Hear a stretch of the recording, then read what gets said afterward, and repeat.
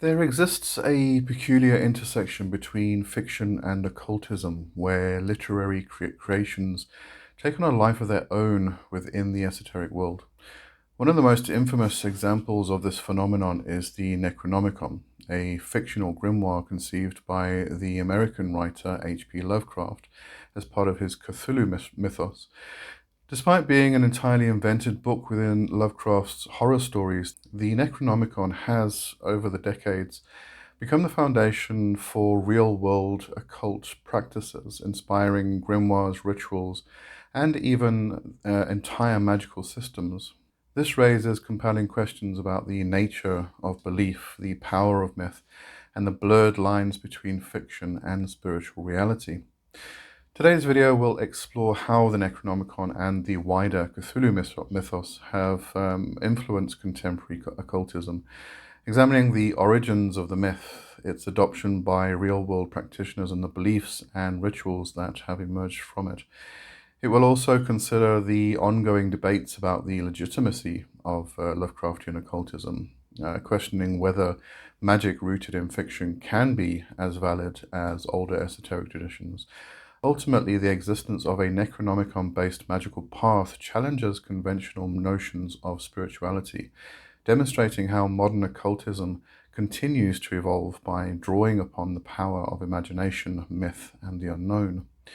But before we get into that, if you would like to support me and this channel and keep the videos flowing and lights on, then please consider joining one of the tiers on my Patreon. The link is in the description, in the link tree, and here on the screen as well.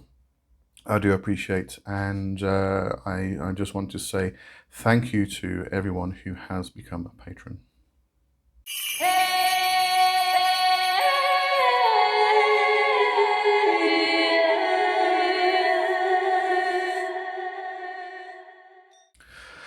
So Lovecraft's Necronomicon has or was never intended to be a real book. Rather, it served as a narrative device, a forbidden tome that hinted at knowledge too dangerous for the human mind to comprehend. Within the pages of his stories, it is said to have been penned by the Mad Arab or Abdul al-Hajred, containing secrets of the Great Old Ones, which were vast alien intelligences that exist beyond time and space.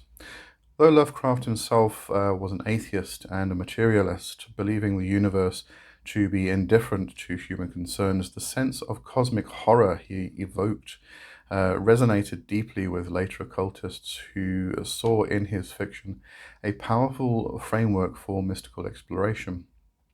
By the late 20th century, various versions of the Necronomicon emerged, some claiming to be translations of ancient manuscripts, while others were openly acknowledged as modern inventions inspired by Lovecraft's mythos. Simultaneously, chaos magicians and other practitioners of modern occultism began working with Lovecraftian entities, treating them as symbols, psychological archetypes, or even independent spiritual forces. In doing so, they transformed the Necronomicon from a literary hoax into a living esoteric tradition. The Necronomicon was born not from ancient occult traditions or forgotten mystical texts, but from the imagination of one man, H.P. Lovecraft. A writer of weird fiction in the early 20th century, Lovecraft constructed an elaborate mythos of cosmic horror, in which humanity was an insignificant presence in the vast, indifferent universe. His stories often featured scholars and occultists who stumbled upon forbidden knowledge, uncovering truths that shattered their sanity. At the center of many of these narratives was the Necronomicon, a book said to contain the wisdom of ancient alien gods and the terrifying realities of existence. Unlike traditional grimoires, which promised knowledge, power, and enlightenment, the Necronomicon carried with it a sense of dread. The more one learned, the more one realized the insignificance of human existence. The first mention of the Necronomicon appeared in Lovecraft's 1924 short story The Hound, where it was described as a book of inexpressible things. However, it was in later stories, such as the Dunwich Horror in 1929 and the Whisperer in Darkness 1931, that the book took on its ominous reputation. Lovecraft gave the Necronomicon a detailed fictional history, attributing its authorship to Abdul al-Hazred, a poet and mystic from 8th century Yemen. According to Lovecraft's account, Al-Hazred's study of pre-human ruins and forbidden lore led him to write the Kitab al-Azif, later translated into Greek as the Necronomicon, before being banned and suppressed by religious authorities. Lovecraft provided further details on the book's translation history, claiming that it had been rendered into Latin in the Middle Ages by the scholar Olaus Wormius, before being condemned by the church and largely destroyed. He suggested that a few copies survived, hidden away in secret collections such as those at the British Museum and the Miskatonic University Library, which was a fictional institution that would become central to his mythos. This level of detail lent the Necronomicon a sense of authenticity, making it feel as though it could be a real forbidden text lurking in the shadows of history. Although Lovecraft did not believe in the supernatural, he was very well versed in mythology and occult literature. He was influenced by real grimoires such as the Key of Solomon, the Book of Enoch, and even the Egyptian Book of the Dead, as well as esoteric traditions like Sufism and Theosophy. His creation of the Necronomicon drew upon these traditions, blending ancient mystical themes with his own brand of cosmic horror. The very name Necronomicon, which roughly translates from Greek as the Book of the Laws of the Dead, evokes the aura of classical occult texts, further reinforcing its credibility among those who wished to believe in its existence. Moreover, Lovecraft was aware of contemporary occult movements such as Aleister Crowley's Thelema and the Golden Dawn, both of which emphasized contact with non-human intelligences. While he dismissed these ideas as fantasy, the concept of forbidden knowledge and interaction with powerful alien entities became central to his own mythos. Unintentionally, Lovecraft created a framework that would later be adopted by occultists who sought to explore his fictional gods in a magical and spiritual context. What began as a literary invention took on a life of its own as readers and later occultists began searching for or even attempting to create the Necronomicon. By the mid-20th century, Lovecraft's correspondents, such as August Derleth and Clark Ashton Smith, expanded on the book's mythology, further cementing its presence in popular culture. The idea that the Necronomicon might be real gained traction, particularly among esoteric circles who saw value in the mythos beyond mere storytelling. This would pave the way for the emergence of so-called real versions of the book in later decades, fueling a new form of occultism that blurred the boundaries between fiction and spiritual practice. Through its origins in Lovecraft's fiction, the Necronomicon evolved from a mere plot device into something more, a living legend that, despite its fictional roots, has inspired genuine esoteric thought and practice. Whether viewed as a psychological tool, an artistic expression of cosmic horror, or an actual grimoire containing hidden truths, its influence on occultism is undeniable. The transition from a literary construct to a recognized part of esoteric traditions is a testament to the power of myth and the ability of human imagination to shape reality. Although H.P. Lovecraft created the Necronomicon as a fictional element within his horror stories, its detailed history and ominous reputation led many to question whether such a book could truly exist. By the mid-20th century, the line between fiction and occult belief had begun to blur. Some readers and esoteric practitioners viewed Lovecraft's mythos as more than mere storytelling, interpreting it instead as a symbolic or even metaphysical system capable of unlocking deeper layers of consciousness. Others sought to create or discover a real Necronomicon, leading to the emergence of various texts that claimed to be the long-lost grimoire. This blending of literary horror, occult practice, and modern myth-making gave birth to the unique magical path, Lovecraftian occultism. The first major attempt to present the Necronomicon as a genuine occult text appeared in the late 20th century with the publication of the so-called Simon Necronomicon in 1977, compiled by an anonymous figure using the pseudonym Simon. This book purported to be an ancient Sumerian grimoire, merging Lovecraftian mythology with Babylonian and Assyrian deities such as Marduk, Tiamat, and Pazuzu. While widely dismissed by scholars as a fabricated synthesis of various occult and mythological sources, the Simon Necronomicon gained a dedicated following among occult practitioners. Some saw it as a symbolic tool for exploring dark spiritual forces, while others believed it contained authentic magical rituals. Other versions of the Necronomicon followed, each claiming different origins and purposes. The 1978 Necronomicon spellbook provided simplified rituals based on the Simon Necronomicon, while Donald Tyson's Necronomicon, The Wanderings of Alhazred, published in 2004, sought to reconstruct Lovecraft's original vision of the book as a guide to summoning the Great Old Ones. Some versions attempted to integrate elements of chaos magic, sigil work, and dream exploration, treating the Necronomicon not as a historical artifact, but as a living system of mystical engagement. Despite their dubious origins, these books played a crucial role in transforming the Necronomicon from a fictional horror device into a functioning occult system. Many practitioners, particularly those involved in chaos magic, saw no contradiction in using an invented mythology for real-world magical work, arguing that belief itself was a tool that could shape reality. The emergence of Lovecraftian occultism coincided with the rise of chaos magic in the 1970s and 80s, an esoteric movement that rejected rigid dogma in favor of a fluid, experimental approach to magic. Chaos magicians such as Peter J. Carroll and Phil Hine promoted the idea that belief is a tool rather than a fixed truth, meaning that practitioners could work with any mythology, whether traditional or fictional, as long as it produced effective results. The perspective made Lovecraft's Necronomicon a perfect candidate for magical experimentation.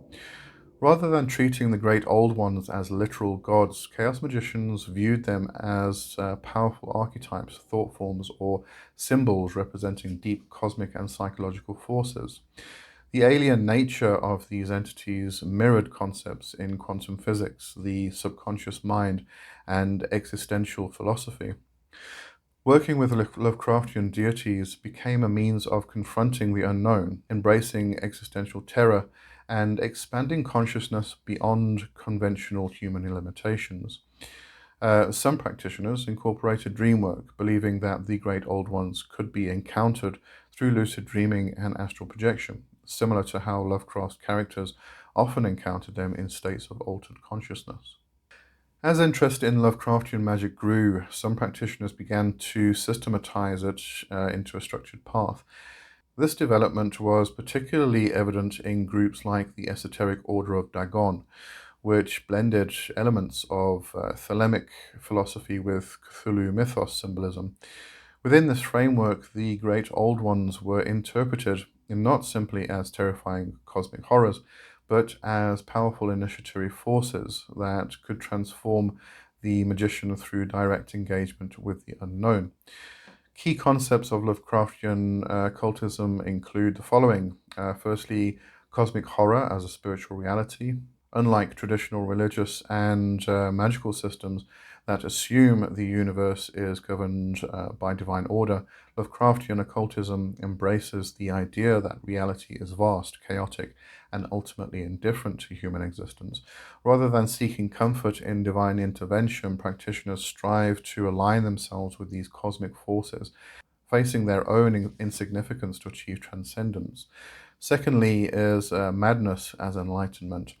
In Lovecraft's fiction, those who grasp the truth of the cosmos often descend into insanity. In an occult context, this theme is reinterpreted as a metaphor for breaking free from conventional thought patterns. Initiates who work with the Necronomicon and its entities often experience psychological upheaval as they deconstruct their previous understanding of reality. The third point is the great old ones as primal forces. Some practitioners view Cthulhu, Nyarlathotep, and Yog-Sothoth as more than just fictional deities. They are seen as representations of deep, pre-human forces embedded into the collective unconscious. Nyarlathotep, for instance, is often interpreted as the trickster archetype, similar to figures like Loki or Hermes, while Yog-Sothoth is seen as a gateway to higher dimensional consciousness. One of the most intriguing aspects of Necronomicon-inspired occultism is its challenge to conventional definitions of what constitutes a real magical system. Traditional occultists often dismiss Lovecraftian magic as inauthentic due to its fictional origins, arguing that genuine esoteric traditions are rooted in historical practices and religious beliefs. However, practitioners of Lovecraftian magic counter that all spiritual systems, at their core, are based on myth and human interpretation. Just as older religions were inspired by dreams, visions, and poetic narratives, the Cthulhu mythos can function as a valid mystical framework for those who resonate with its themes. In the postmodern era, where symbols, archetypes, and belief systems are increasingly viewed as subjective constructs, Lovecraftian occultism represents a unique evolution of esoteric thought. It embodies the idea that new magical traditions can emerge from literature, art, and cultural imagination, proving that the boundaries between fiction, spirituality, and reality are more porous than they appear. What began as a fictional horror concept in the works of H.P. Lovecraft has, through the fascination and ingenuity of occultists, become a modern mystical tradition, whether approached as a psychological tool, an imaginative system of belief, or a means of engaging with unknown cosmic forces. Lovecraftian occultism continues to attract those drawn to its themes of madness, transformation, and the alien unknown. The Necronomicon, once a mere literary invention, has evolved into something far greater, a gateway to a form of occultism that embraces chaos, horror, and the limitless potential of the human mind. Lovecraftian occultism is a unique esoteric path that blends horror, existential philosophy, and magical practice into a system that challenges traditional spiritual worldviews. Unlike many mystical traditions that assume a universe imbued with meaning and divine structure, Lovecraftian occultism embraces the terrifying possibility that reality is chaotic, indifferent, and incomprehensible to the human mind. Despite this bleak foundation, adherents of this path do not succumb to despair. Rather, they seek empowerment by engaging with the unknown, breaking the limitations of human perception, and embracing a form of transcendence through direct experience with cosmic forces. The practices of Lovecraftian occultism vary widely, ranging from chaos magic experiments to structured ritual work, dream exploration, and deep meditative states designed to expand consciousness. While individual practitioners may interpret the tradition differently, there are several core beliefs and practices that define this occult path. At the heart of Lovecraftian occultism is the belief that the cosmos is not ruled by a benevolent god or an orderly divine plan, but by vast, incomprehensible forces that exist beyond human understanding. This view aligns with Lovecraft's philosophy of cosmic horror, which suggests that humanity is insignificant in the face of an infinite and indifferent universe. Practitioners of this path reject anthropocentric spirituality, the belief that the universe exists for human benefit. Instead, they embrace the terrifying but liberating idea that reality is chaotic, infinite, and ultimately unknowable. Rather than seeking comfort in divine providence, Lovecraftian occultists strive to align themselves with the raw, unfiltered nature of existence, facing their own insignificance as a means of achieving enlightenment. This approach is often likened to the initiatory experiences in traditional occultism, where the seeker must confront terrifying truths before gaining wisdom. In Lovecraftian magic, the great old ones, outer gods, and other mythos entities serve as representations of these vast cosmic realities, acting as initiatory gateways to a higher state of awareness. One of Lovecraft's recurring themes is that those who perceive the true nature of reality often descend into madness. In an occult context, this idea is reinterpreted as a metaphor for breaking free from conventional modes of thought. Madness is not seen as a literal loss of sanity, but as an expansion of consciousness beyond the constraints of normal human perception. This concept closely mirrors certain Eastern and Western mystical traditions, where ego dissolution and radical shifts in awareness are key to enlightenment. In Lovecraftian occultism, encountering the great old ones or meditating on the nature of the outer gods can lead to profound personal transformation. The practitioner must learn to navigate this psychological upheaval, using it to transcend human limitations rather than being consumed by it. Some rituals and meditative practices deliberately invoke altered states of consciousness to achieve this expanded awareness. Techniques include sensory deprivation, glossolalia, which is the speaking in unknown tongues, dream incubation, and the use of chaotic sigils designed to disrupt logical thinking. These practices aim to momentarily shatter the practitioner's conventional understanding of reality, allowing glimpses into deeper, more alien perspectives. While Lovecraft described entities like Cthulhu, Nyarlathotep, and Azathoth as physical, albeit otherworldly beings, Lovecraftian occultists often reinterpret them as archetypal forces, similar to how gods and spirits function in the traditional esoteric systems. These entities represent different aspects of the unknown, forces of transformation, and pathways to deeper understanding. Cthulhu is often viewed as the primal force of dreams, the unconscious mind, and the vastness of the unknown lurking beneath the surface of awareness. Practitioners who work with Cthulhu often seek to explore dream realms, engage in astral projection, or awaken latent knowledge buried in their subconscious. Nyarlathotep functions as the trickster, the shape-shifting messenger of the outer gods. He is associated with deception, revelation, and the breaking of illusions. Rituals dedicated to Nyarlathotep often invoke paradoxical riddles, disruptive magic, and techniques that force a practitioner to question their assumptions about reality. Azathoth, the blind idiot god, embodies raw chaos and the formless, mindless nature of the cosmos. Meditations on Azathoth often focus on dissolution, which is letting go of selfhood, structure, and form to experience the unfiltered essence of existence. This can be compared to certain Zen and Taoist meditative states where the goal is to merge with the undifferentiated whole. Yog-Sothoth is perceived as the gateway to all knowledge, representing the liminal space between dimensions, time, and consciousness. Working with Yog-Sothoth often involves seeking forbidden knowledge, using trance states, sigil work, and deep meditative journeys to access new levels of understanding.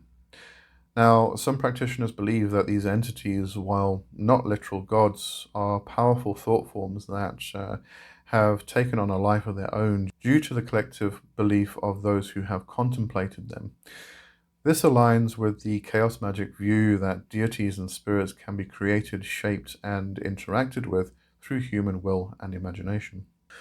Lovecraft frequently depicted his characters encountering alien realms and beings in their dreams, suggesting that the dream state serves as a bridge between mundane reality and deeper cosmic truths. Lovecraftian occultism takes this idea seriously, incorporating dreamwork as a central practice. Practitioners engage in lucid dreaming, astral projection, and dream incubation to explore the so-called dreamlands, which are really an otherworldly dimension described in Lovecraft's fiction that contains ancient cities, strange landscapes, and portals to even more terrifying realms. These dream explorations are believed to grant insight into the deeper layers of existence, serving as a means of contacting the great old ones or retrieving esoteric knowledge. Some techniques used in Lovecraftian dreamwork include keeping a diary or dream journal to track patterns, symbols, and possible encounters with entities, practicing reality checks and intention setting before sleep to induce lucid dreams, using sigils or invocations before bed to call upon the great old ones for guidance, and attempting astral projection to visit mythos-inspired realms using Lovecraft's descriptions as focal points. Many practitioners claim that these techniques yield strikingly vivid and sometimes unsettling experiences, reinforcing the idea that the mythos may tap into something deeper than fiction. Lovecraftian occult rituals often differ from traditional ceremonial magic in that they embrace chaos, paradox, and existential horror, rather than attempting to impose order. Some key elements of these rituals include, firstly, invocation and evocation, which is calling upon entities such as Nyarlathotep or Yog-Sothoth for guidance, transformation, and forbidden knowledge. Secondly, sigil magic, creating sigils inspired by the Lovecraftian aesthetic, often using chaotic and non-Euclidean designs to disrupt conventional thinking. Language, thirdly, is language of madness. Some practitioners use glossolalia, which is speaking in unknown tongues, or symbolic alphabets to channel otherworldly energies. And lastly, sensory overload and deprivation, engaging in rituals that disrupt normal sensory input to induce altered states of consciousness.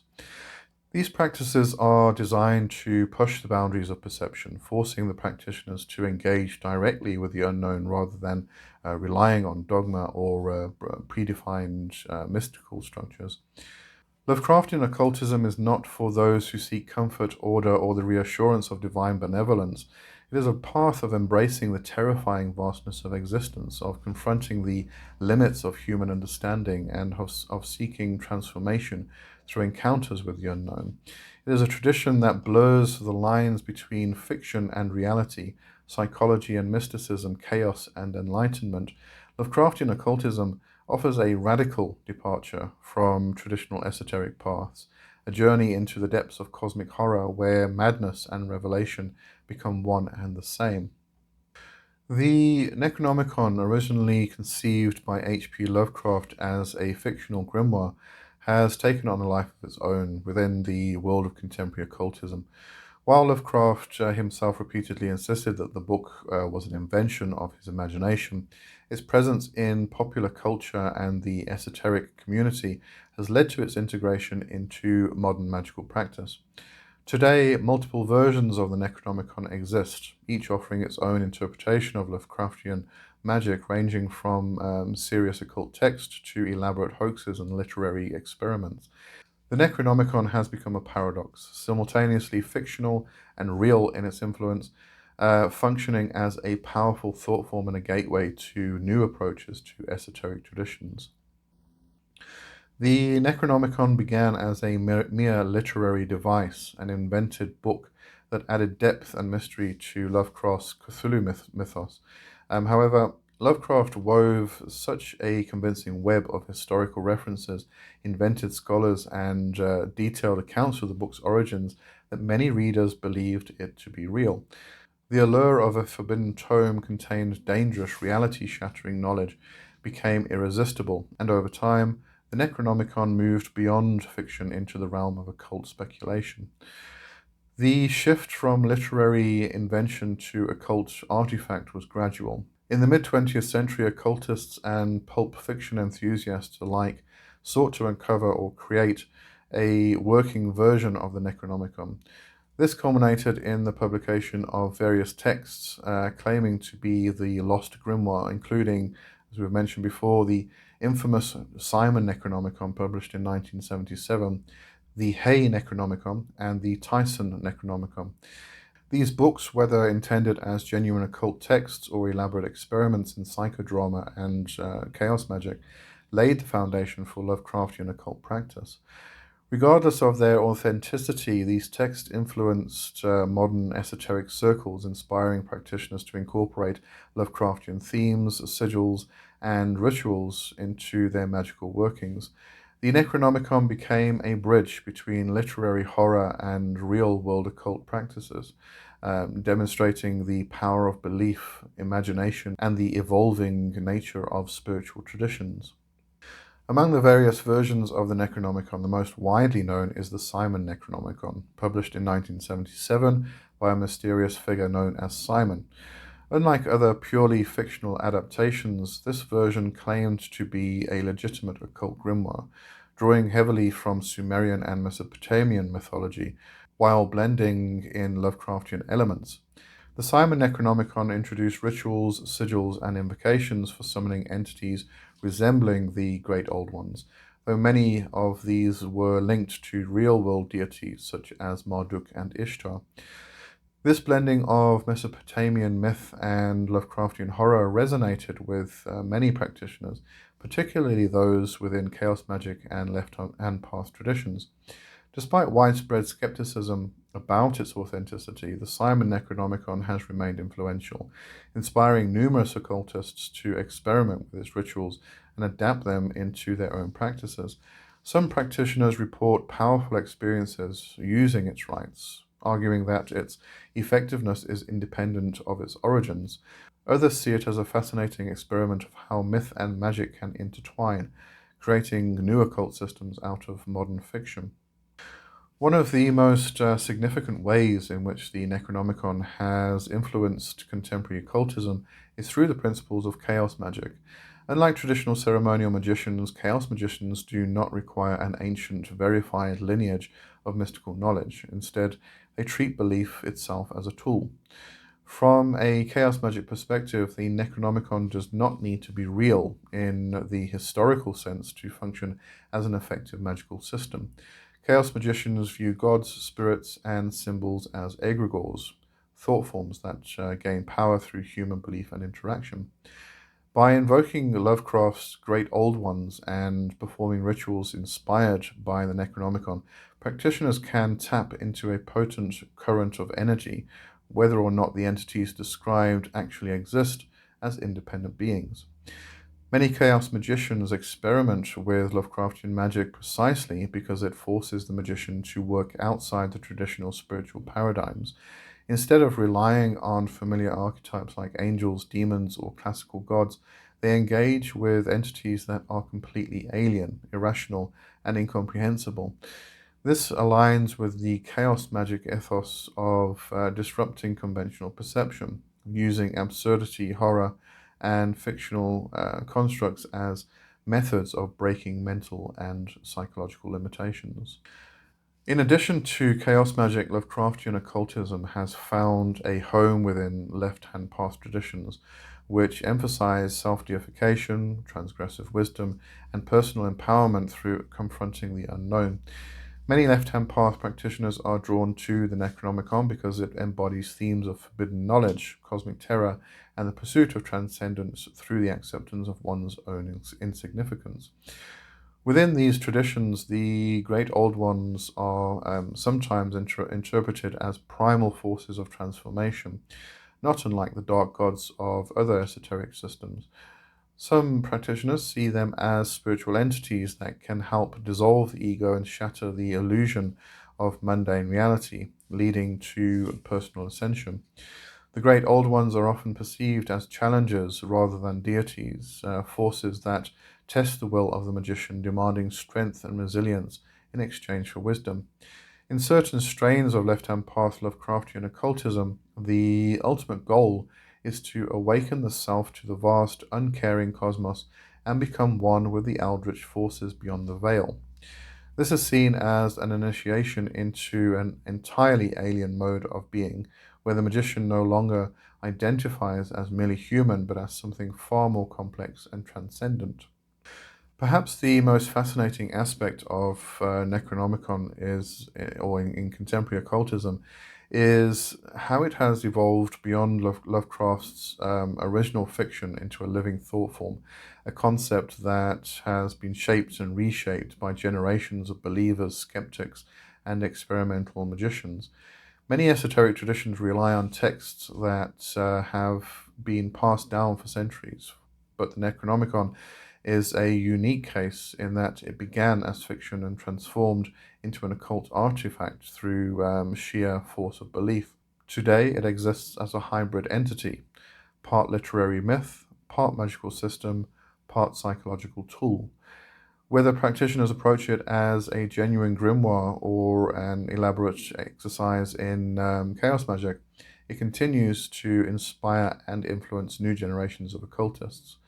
This transformation of the Necronomicon into a functional magical system speaks to a deeper truth about esoteric traditions. All spiritual systems are, in some sense, created and shaped by human belief. The Necronomicon simply makes this process more visible, highlighting the fluidity of mystical and magical traditions. As Lovecraftian occultism continues to evolve, the Necronomicon remains a central and controversial text.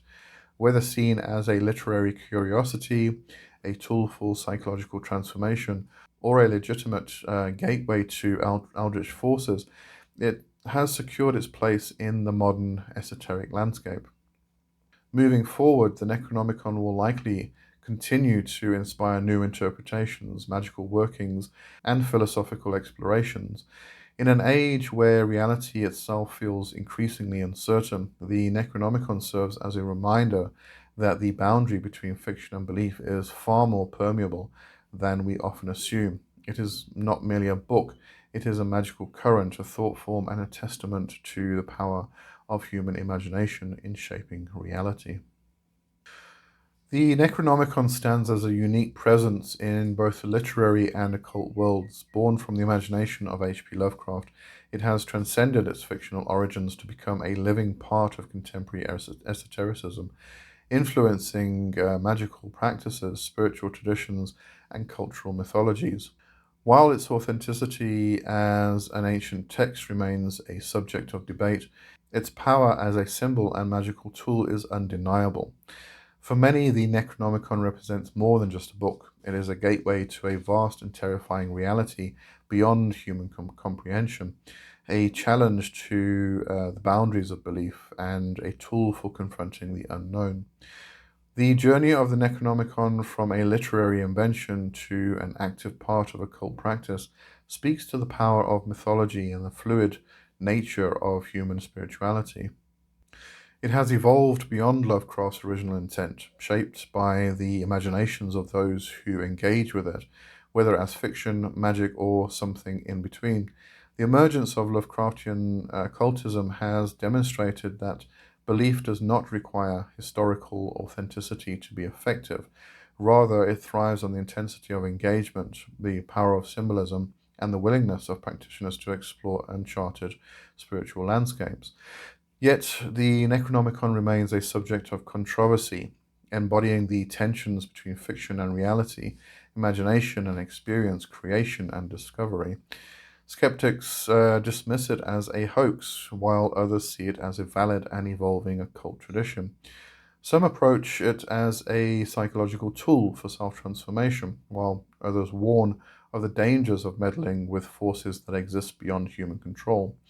These debates are unlikely to be resolved, but they only add to the book's mystique, ensuring its continued relevance in cult and literary circles alike.